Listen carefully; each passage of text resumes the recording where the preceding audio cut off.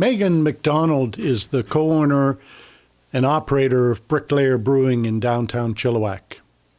Bricklayer has been pumping out excellent beer and growing a loyal following within the beer-loving community despite opening in the middle of a pandemic. Megan. I got a call from Chris at 3 p.m. on a Friday afternoon in early 2019. I found a brewery business class that I really want to take, he said. It starts next Monday, costs $600, and I need to register in the next 2 hours. As supportive partners, we all know you don't get to say no to requests like that. And just like that, we were opening a brewery. Mostly because we were broke and had just invested $600. That was everything we had, so there was no going back now. Backstory, at this point, Chris had been brewing beer at home for a while now. He had a background in construction and was really good at firing people. I had worked in bars and restaurants for forever. And while I had once declared that I would never work in a bar again, I knew that I could run one. We're married, and we have 2 kids. They're 4 and 7. Over the next year, we got investors, signed a lease, and designed the space. Then, the pandemic hit. Chris had quit his full-time job in February 2020 to literally build the brewery, and I was working full-time. By the summer, the building site had closed and then reopened, and Chris and I were both working triple time. We never saw each other.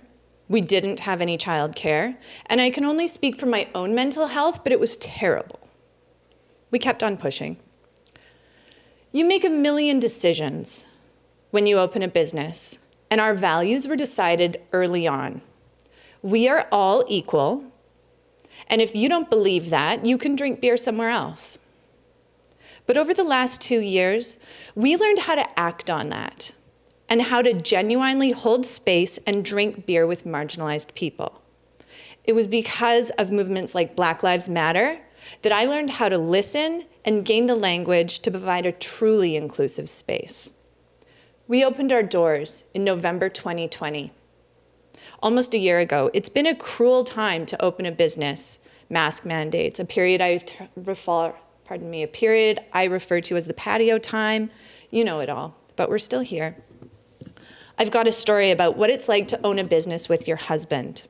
It involves me telling a flat-out lie to a customer. It's the patio time. There's a couple having a drink outside, and I ask them if they want another round. And the husband asks me, "So it's your husband that's the owner here, isn't it?" No. And here comes my lie. I'm the owner. "Oh, but you two own it together, right?" "No, I am the owner." "Oh, and he's your employee?"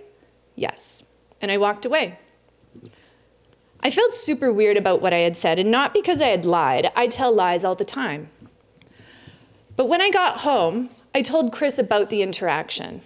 The two of us obviously both know that we're equal owners of this business, but I knew he wasn't going to like this. Because here's the root of it. Why is it that the idea of me working for my husband feels totally normal to all of us, but the idea of Chris being my employee makes us so incredibly uncomfortable?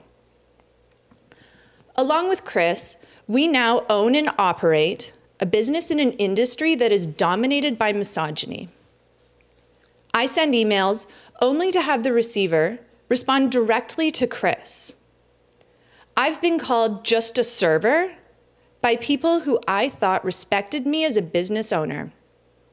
I've been told to smile more after giving a speech about misogyny.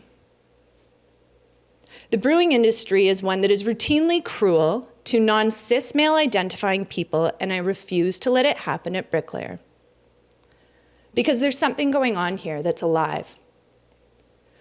We have servers that genuinely like talking to people, but are also very, very good at keeping this space safe for us all. Sometimes I wonder if the simple act of talking to people and making them laugh and looking them in the eye is all that it takes to make people feel comfortable in a space. But we all know that in this world it takes more than that, because there will always be people that threaten the safety of others. I'm trying to set an example in this industry and in this town. I let myself be completely me at the brewery, and that gives people the freedom to also be themselves. And in the background, my staff and I will keep those people who are trying to threaten our safety out. We are done with laughing at jokes that aren't funny. As a server in the hospitality industry, this is not the norm yet, and definitely not in Chilliwack. For those of us who have worked in this industry for a while now, it's been ingrained in us to laugh off the sexual, racist, homophobic hate that is intended as a joke, but designed to make us feel small. The customer is no longer always right. As servers at Bricklayer, we are still incredibly kind and helpful, and we love our jobs, but we aren't putting up with this anymore. So here's how you open a business in the middle of a pandemic with $600. You hold very, very tightly to what you believe in, even though the shitheads are people too. If they don't believe in equality, then they get to go. Then we wind up with a spot where we all feel comfortable enough to have a good time. It was a hell of a year to open a business, a time when most of us were feeling lonely, stressed, and scared. But we promised to keep pumping out the beer, and I promised to keep doing what I do best, to give people love and praise when they need it, and to give people shit when they deserve it. And I'll keep learning how to show up for the people in our community, because the only way to create change is to live it.